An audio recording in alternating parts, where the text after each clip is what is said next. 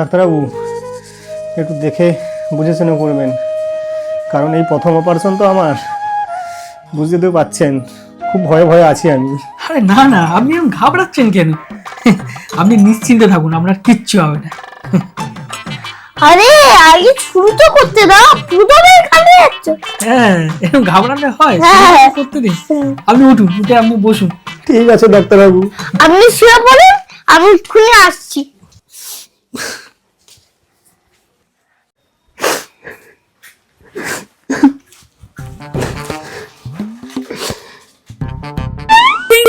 আরে ডাক্তারবাবু, ওটাতে মারা কেন?